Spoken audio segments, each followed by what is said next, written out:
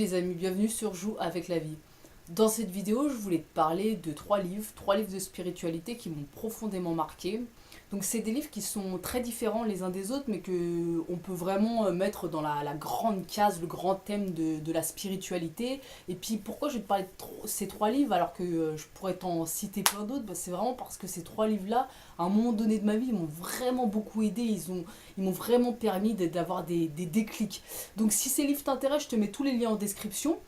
Et puis on va commencer tout de suite avec le premier livre. Donc le premier livre dont je vais te parler, ça va être La nature de la réalité.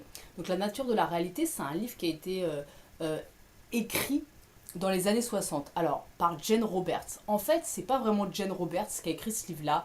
Jane Roberts, c'est une femme, alors elle est décédée dans les années 80, mais qui faisait du channeling. Alors le channeling, c'est quoi? C'est le fait de, alors je vais te parler de termes un peu techniques entre guillemets, mais de canaliser les paroles d'une entité qui viendrait d'ailleurs.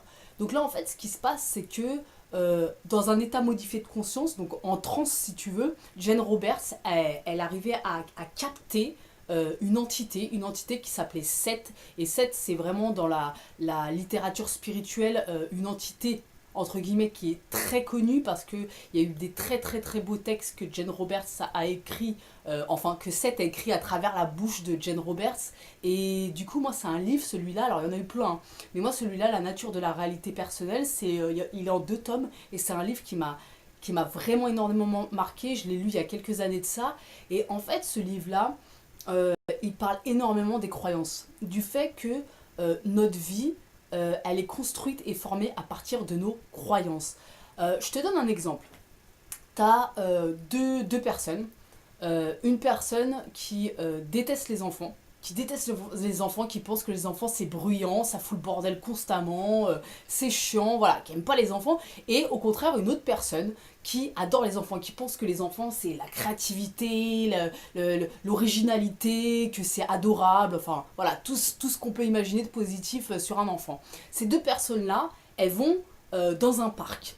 Donc là, tu es bien d'accord avec moi, voilà, il y en a une qui a la croyance qu'un enfant c'est le diable et t'en as une autre qui a la croyance qu'un enfant c'est un ange.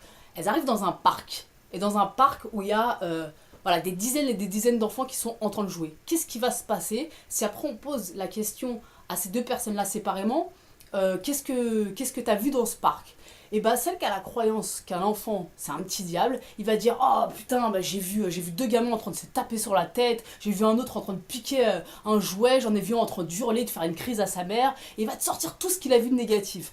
Au contraire, si tu demandes à l'autre personne, tu lui dis qu'est-ce que tu as vu dans ce parc-là? Cette personne-là, elle va te dire ah, j'ai vu des enfants qui étaient en train de danser, j'ai vu des enfants qui étaient en train de rire aux éclats, j'ai vu des enfants qui étaient en train de câliner, d'embrasser leur maman, et il va te sortir tout ce qu'il y a de positif. En fait, ce qui se passe, c'est que ta croyance, elle crée tellement ta réalité que tu vas systématiquement avoir des perceptions qui vont aller dans le sens de ta croyance pour valider ta croyance. Et ça, moi, je trouve ça très très intéressant parce que j'en ai déjà parlé. La croyance, à mon sens, elle vient même avant l'expérience. C'est-à-dire que tu as beau expérimenter quelque chose, si par avance tu es convaincu que cette expérience va te conduire à tel résultat, bah, c'est ce qui va se passer. Et en fait, ce livre-là, il parle. Alors, faut pas oublier que ce bouquin, il a été retranscrit du coup dans les années 60 ou 70, je sais plus, parce que les premiers livres de Seth, c'est les années 60, mais ça s'est étendu sur 60-70. Et ce livre-là, pour moi, c'est juste mais une pépite d'un point de vue spirituel. Il est d'une profondeur qui est juste incroyable et d'une sagesse dingue. Et à l'époque, ça m'avait tellement, mais tellement poussé à observer mes propres croyances. Et là, je me suis rendu compte à quel point j'avais des croyances, des choses que je tenais pour vérité, mais qui en fait n'étaient pas la vérité, mais sur lesquelles finalement ma vie se basait. Je vais te donner un autre exemple. Une croyance qui est assez répandue, c'est par exemple que la vie c'est une lutte, que la vie est dure. Bah ça c'est une croyance. Alors tu vas me dire mais non attends, moi j'ai vraiment une vie de merde, il se passe ça, il se passe ci. Bah, c'est exactement ce que je viens de t'expliquer avec les deux gars qui arrivent ou les deux nanas qui arrivent au parc et qui vont voir le négatif ou le positif d'un enfant. Là c'est pareil. Si toi t'es convaincu que la vie c'est une lutte, et ben il y a toutes les chances pour que tu crées au quotidien des situations où que, en tout cas, tes perceptions soient tournées vers le fait que oui, la vie c'est de la merde ou la vie c'est dur. Et ça demande une analyse profonde de ses propres croyances pour pouvoir les changer, pour pouvoir commencer à avoir accès à d'autres expériences et pour commencer à pouvoir voir de nouvelles choses en fait. Et moi j'avais trouvé ça très intéressant à l'époque parce que franchement ça m'avait vraiment mis face à plein de croyances limitantes et ça a changé beaucoup de choses pour moi ce livre-là, vraiment. Donc voilà, si ça t'intéresse, je te le conseille vraiment, c'est La nature de la réalité personnelle de Jane Roberts. Donc en fait, c'est les paroles de Seth. Voilà, c'est Jane Roberts qui retranscrit les paroles de Seth. Voilà, ça c'était pour le premier livre. Donc maintenant, on va passer au deuxième livre qui est complètement différent. Donc là, c'est un livre qui est plus... euh, qui est même très ésotérique, on va dire. C'est le Kybalion. Donc le Kybalion, c'est quoi? En fait c'est un livre qui se base sur la philosophie hermétique. Et la philosophie hermétique, c'est quoi? Bah, ça vient d'Hermès, Hermès Trismégiste. C'était un philosophe astrologue dans l'Antiquité grecque et égyptienne. Donc voilà, il y a beaucoup d'écrits qui sont un peu ésotérique, alchimiste qui vient apparemment de Hermès Trismégiste. Et le Kybalion, pourquoi je le trouve super intéressant? Alors ce livre-là, il a eu un impact de dingue dans ma vie. C'est un bouquin qui a été écrit en 1908, je crois, enfin en tout cas dans les années 1900. Et ce bouquin-là, on ne sait pas qui l'a écrit. Voilà, on ne sait pas, il y a écrit sur le bouquin les trois initiés, voilà, la source inconnue, ça viendrait de la philosophie hermétique. Donc il y a beaucoup de mystères qu'entoure ce livre. Et pourquoi je l'ai trouvé aussi intéressant? Ce bouquin, il parle de 7 principes, 7 lois, entre guillemets, qui seraient à la base de tout dans l'univers. Je te donne un exemple, le premier principe par exemple, c'est le tout... Et attends, je vérifie parce que je ne veux pas te dire de conneries. Bah, je ne le retrouve pas. Alors, voilà, si c'est ça. Le premier, pour te le donner mot à mot, c'est le tout est esprit, l'univers est mental. Donc en fait, ce qui est intéressant, c'est que ce principe-là, il est développé. Et qu'est-ce qui veut dire ce principe-là? C'est un peu ce qu'on nous dit dans énormément de traditions et de religions. C'est que tout ce qu'on vit là, ce serait une forme d'illusion, une forme de rêve. Et ça se retrouve dans beaucoup de traditions. Le fait que ce qu'on est en train de vivre, c'est un rêve. Et bah, c'est complètement ce que veut dire ce premier principe, que le tout est esprit, l'univers est mental. Ce serait le tout, d'une certaine façon, qui est en train d'imaginer ce monde-là, qui est en train de rêver ce monde-là. Alors bien sûr, il ne faut pas tout confondre. Même si, dans l'absolu, ce serait un rêve, nous, dans le relatif, on est vraiment en train de le vivre. Ça, faut pas non plus partir en mode perché. Ouais, tout ça, c'est un rêve, bas les couilles. Non, c'est pas ça non plus en fait. Il y a l'absolu et le relatif. Faut aussi prendre ça en compte. Donc ça serait le premier principe. Et les 7 principes comme ça, ils sont mais d'une sagesse et d'une profondeur qui est juste extraordinaire. Et ce qui est dingue avec ce livre, c'est que pourquoi il m'a autant marqué? La première fois que je l'ai lu, je me rappellerai toujours, j'étais dans l'avion et je partais à New York et je l'ai lu d'une traite. J'arrivais plus à m'arrêter tellement je trouvais ça, je sais pas, ça m'a pris, ça vibrait à l'intérieur, je trouvais ça profond, je trouvais ça juste dingue d'avoir écrit des paroles comme ça il y a plus de 100 ans en arrière et que ce soit aussi profond. Et ce qui s'est passé, c'est que ce livre-là, il a continué de complètement m'imprégner des mois durant.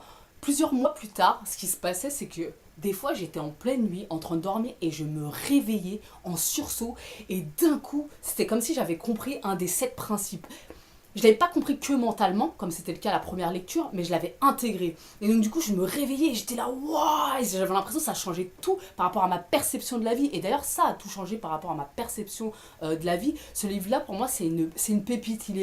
Il est aussi important, en tout cas à mes yeux, que certains textes traditionnels, sacrés, je sais pas, dans l'hindouisme, dans la chrétienté, dans n'importe quoi. Pour moi, c'est vraiment un texte qui a une valeur euh, euh, spirituelle qui est super forte. En tout cas, je sais que ces paroles, ces 7 lois, elles ont eu elles ont beaucoup travaillé en moi pendant plusieurs mois. Donc voilà, bon, je t'en dis pas plus parce que ça reste mon expérience personnelle, hein, le sacré d'un livre, hein, enfin, je veux dire, voilà, tu peux trouver n'importe quel livre sacré après tout, mais moi, c'est mon expérience, et ce livre-là, j'ai trouvé vraiment super, il a vraiment ouvert des portes, un petit peu, d'une certaine façon, à l'intérieur de moi. Donc pareil, si le Kybalion t'intéresse, je te mets le lien dans la description, n'hésite pas à te faire ta propre idée là-dessus. Et là, maintenant, on va parler du troisième livre qui a eu un gros impact sur moi. Alors là, c'est un livre qui, pour moi, qui est beaucoup plus récent. J'ai dû le lire il y a 1 an et demi de ça, je pense, à sa sortie. Donc, je sais pas, ça fait 1 an et demi, 2 ans, je sais plus exactement. C'est quelque chose qui est beaucoup plus récent et c'est un livre de Grégory Mutombo. Alors, Grégory Mutombo, c'est un enseignant spirituel, tout simplement. Et ce livre-là, il s'appelle La symphonie des âmes. Et après, il y a une petite phrase, ça doit être du fracas des combats à la paix intérieure. Donc, voilà, pareil, je te mets le lien dans la description. Ce livre-là, je l'ai trouvé juste dingue parce que pourquoi je vais t'expliquer. Grégory Mutombo, c'est un enseignant spirituel aujourd'hui, mais il a un parcours hyper atypique dans la spiritualité. C'est ça que j'ai trouvé intéressant. Ce gars-là, pendant 20 ans, il a été dans l'armée. Il a été dans l'armée et il a vraiment été confronté à tout ce qu'il y a de plus dense dans le monde, à des conflits dans tout un tas de pays en guerre.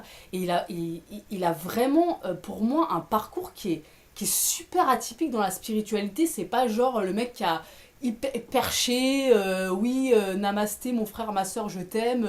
Voilà, il a un parcours qui lui a permis de voir et de côtoyer vraiment le malheur, quoi, la guerre, ce qu'il y a de plus dégueulasse sur Terre, quoi. Et c'est ça que je trouve intéressant parce que son bouquin, alors ça retrace son histoire de sa naissance à aujourd'hui, tout son parcours finalement. Et ce que je trouve cool, c'est qu'il raconte sa vie, il raconte son histoire, et par rapport à des passages de son histoire, il va te en tirer un enseignement spirituel. C'est un peu comme ça que le livre est construit et moi j'ai trouvé ça super cool parce que son histoire, bah, tout simplement, elle m'a passionnée. J'ai commencé à lire, j'ai pas pu m'arrêter. Donc là pareil, je t'en dis pas plus, ça sert à rien, je trouve une super histoire et je trouve que c'est un gars qui est un peu atypique dans le monde spirituel et pour le coup je kiffe vraiment ce qu'il fait et même voilà, je sais que ses enseignements c'est quelque chose qui vibre beaucoup en moi, j'aime bien ce gars-là. Donc voilà, si ça t'intéresse, n'hésite pas aussi à te faire ta propre idée parce que ce livre-là, vraiment, tu le prends, tu peux plus le lâcher, il est super intéressant. Donc voilà, je pense que j'ai fait le tour. Je t'ai fait un petit topo des trois livres un peu spirituels qui ont le plus marqué ma vie. Si ça t'intéresse, n'hésite pas toi à les lire. Et puis voilà, on se retrouve bientôt pour une nouvelle vidéo. Si ça t'a plu, n'hésite pas à t'abonner ou même laisser un com si t'as lu ces livres pour qu'on en discute. Et puis, bah, les amis, gros bisous, à bientôt.